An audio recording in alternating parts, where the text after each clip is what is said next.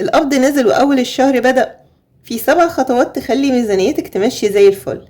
تعالي أقولك ازاي تبدأي أول الشهر صح وتوفري من أول جنيه.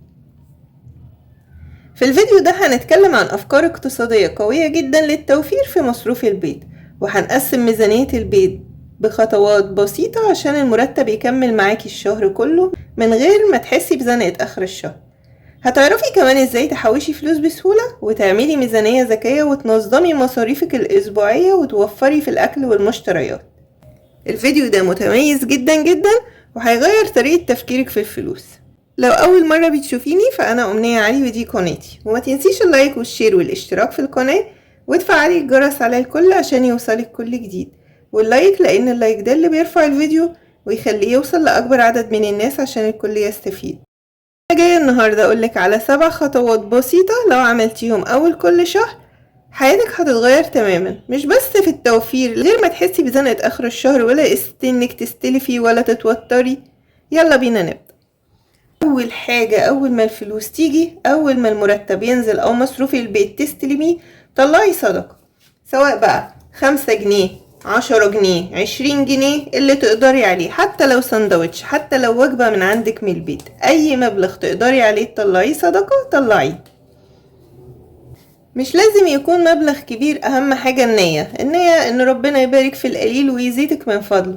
أنا عن نفسي كل مرة ببدأ الشهر ده لازم أطلع صدقة، حاجة بسيطة صدقيني بتفرق جدا جدا. ألاقي يا ربنا فاتح لي أبواب رزق مكنتش أتخيلها، حد يكلمني بقى عن شغل جديد، عن تخفيض مثلا، عن عروض جديدة أنا مش واخدة بالي منها. هتلاقي بركة كده وحاجات أرزاق كده بتجيلك من غير ما تحسي ومن غير ما تكوني مخططة لها. جربيها ومش هتبطليها، دي مفتاح البركة الحقيقي. تاني حاجة دايما بقولها في كل فيديوهاتي، أخدنا الفلوس، التحويش قبل الشراء. شوفي انتي بتاخدي قد ايه، طلعي 10% على جنب. لو ميزانيتك كبيرة طلعي 20%. التحويش قبل الشراء دول بقى يتحطوا بقى في الحصالة بتاعتك وتنسيهم خالص. كل اللي حوش قبل ما يصرف هو اللي حوش. الخطوة دي مهمة جدا جدا، انك تاخدي اول ما تاخدي الفلوس تشيلي فلوس لنفسك على مبلغ كده قبل ما تصرفي اي حاجة، سواء 10% 5% 20%، مش مهم الرقم، المهم الفكرة. شيليه كأنك بتدفعي لنفسك مرتب. اعملي بقى جمعية مع نفسك، او يعني جمعية بدون افراد، او عايزاها جمعية بافراد اعمليها، المهم تستفيدي بالمبلغ اللي هيطلع ده. حطيه بقى في برطمان، في محفظة، شيليه في الدولاب. اهم حاجة انه يتشال المبلغ ده. معايا هتحوشي يعني هتحوشي، وكل فيديوهات التوفير اللي بقولك عليها هتحوشي يعني هتحوشي. صدقيني المبلغ ده هينفع كويس قوي. لازم تبقي محددة هدف والسعي والاستمرارية عشان تنجحي في خطة التحويش دي. تاني حاجة. تالت حاجة بقى، اطلع الالتزامات اللي عليا ايجار، فواتير، علاج، دروس، اطلع كل الالتزامات اللي عليا. رابع حاجة، طلعت الالتزامات اللي باقي بقى للاكل والشرب. طلعنا الادخار وطلعنا الالتزامات، طلعنا باقي بقى للاكل والشرب. هعمل ايه بقى في الاكل والشرب؟ اول حاجة هجيب الورقة والقلم. الورقة والقلم بتوضح لي كل حاجة، بتخلي كل حاجة قدام عينيا. رقم 4 بقى، اجيب الورقة والقلم والف كده، اروح التلاجة، عندي ديب فريزر، التلاجة، دولاب المطبخ، اعمل جرد سريع بقى للتلاجة والديب فريزر وضرفة الخزين حتى التربو اللي لو بتحطي فيه حاجات. خدي ورقة وقلم بقى وابدأي اكتبي ايه اللي عندك بالظبط. عندك مثلا كيلو رز، ده الجرد. كيلو رز، كيلو مكرونة، عدس، صلصة مثلا. شوفي ايه اللي موجود عندك، مثلا اي حاجة موجودة عندك، حتى لو حاجة مفتوحة، حتى لو علبة الصلصة مفتوحة اكتبيها. تمام. ليه بقى بنعمل كده؟ علشان لما تشتري ما تشتريش حاجة من اللي عندك اصلا وتكملي على اللي عندك. ده بقى الطريقة دي، ان انتي تعملي الجرد قبل ما تكتبي قائمة المشتريات وتكملي على اللي عندك، ده بيوفر لك فلوس كتيرة جدا جدا هتبان بقى اخر الشهر. ان انتي ما تحوليش فلوسك لسلع في البيت وتقعدي من غير فلوس. دي فكرة فيديو النهاردة. رقم 5 بقى، عملت الجرد وعرفت ايه اللي عندي. هقسم الميزانية على نصين. الشهر 4 أسابيع، هقسمه على نصين. وكنت في فيديوهات أظرف التوفير قلتها ممكن نقسمه على أسبوعين وممكن نقسمه على 4 أسابيع. يعني احنا النهاردة هنشتغل على انه أسبوعين. كل أسبوعين فيهم فلوس على قدهم. هتنزلي تشتري طلباتك. لو طبقتي الطريقة دي وتيجي تصرفي في اول الشهر مش هتندمي في اخره. فعشان كده ما تشتريش حاجتك بقى كلها مرة واحدة وتنزلي بالفلوس وتحولي الفلوس لسلع غذائية والاكل وقاعدة من غير فلوس. لا، قسميها اسبوعين او 4. بس انا الفيديو ده قسمتها على اسبوعين كمان عشان ما تنزليش كتير. يعني النص الاول للاسبوعين الاولانيين والنص الفلوس التاني للاسبوعين التانيين. فانتي هاتي طلباتك بالاسبوعين كده هتقدري تتحكمي بقى في مصاريفك. ولو حصل ظرف مفاجئ فانتي عندك النص التاني من الميزانية، مش من اول الشهر خلصنا فلوس وقعدنا من غير فلوس.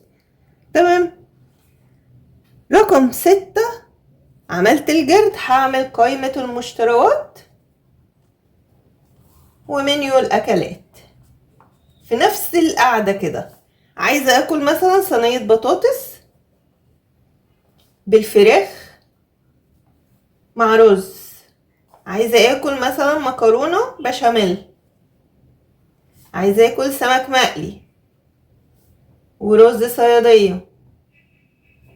عايزة اكل ملوخية ورز وعيش. تمام. كتبت منيو الاكلات وعندي الجرد. هعرف بقى، انا بشوف، انا عارفة نفسي طبعا بستهلك كام كيلو رز في الشهر وكام كيلو مكرونة. اشوف بقى منيو الاكلات وابدأ اكتب قائمة المشتريات. هحتاج بقى في الاسبوعين، انا هكتب منيو اكلات الاسبوعين. هحتاج، وطبعا ما انساش الفطار والعشاء.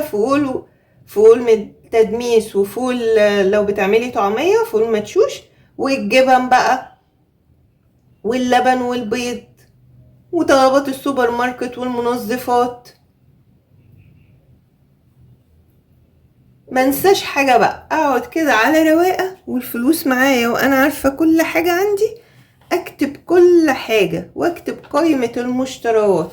اللحوم، بند اللحوم وبند الخزين والسوبر ماركت والتلاجة وبند الخضار والفاكهة وبند المنظفات.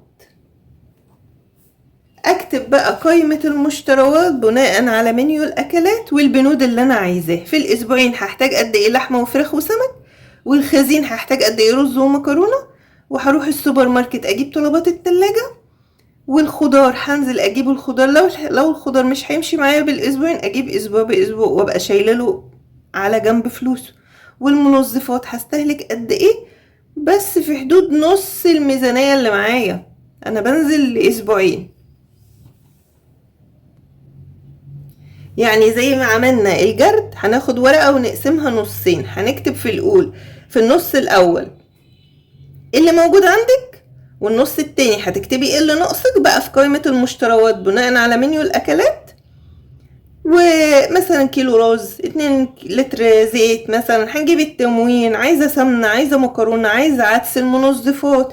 دي الاساسيات اللي هتمشي البيت، مش رفاهيات. وعلى فكرة لما تنزلي السوق ومعاكي الورقة دي مش هتضيعي ولا جنيه في حاجات كده ملهاش لازمة. وده بيحصل معانا كلنا لما بننزل من غير ما نرتب افكارنا ونكتبها في ورقة ونبقى معانا قائمة المشتريات. ده اللي بينظم لنا الميزانية. ومنيو الاكلات دي الرقم 7، الخطوة رقم 7 منيو الاكلات. دي اجمل خطوة بقى. اعملي بقى المنيو على قد الاسبوعين وبناء على اللي عندك وهترتبي اللي انتي هتجيبيه. وحتى لو الاكلة محتاجة قرن فلفل هاتيه. لو هتعملي مسقعة هاتي على قدها فلفل. انتي عارفة انتي هتعملي ايه، هاتي عشان ما تنزليش. لان النزول، معنى النزول ان فيها مصاريف زيادة وهتلاقي نفسك بتجيبي حاجة وحاجة مش عايزاها. والنزول غير المدروس ده بيضيع الميزانية. وكمان فايدة تكتبي منيو الأكلات إنك كل يوم تطبخي إيه، تبقي عارفة كل يوم هتعرفي أنت عايزة تطبخي إيه، مش هتحتاري. وكمان هتشتري الخضار على قد الأسبوع أو الأسبوعين، هتشوفي أنت بقى هتظبطيها إزاي.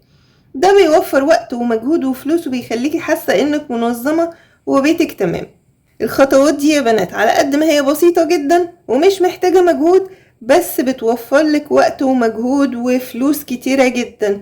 كفاية انك تبقي صاحية من النوم، تصحي من النوم تلاقي طلباتك، مش كل يوم انا نازلة للسوبر ماركت والخضار عشان اجيب الاكل وارجع تعبانة واقف في المطبخ تعبانة ومستهلكة. لا، ظبطي ميزانيتك. جربي ال7 خطوات هتفرق معاكي جدا في الميزانية، وما تنسيش تقولي رأيك في التعليقات. وما تنسيش اللايك والشير والاشتراك في القناة، وتفعلي الجرس على الكل عشان يوصلك كل جديد. مع السلامة.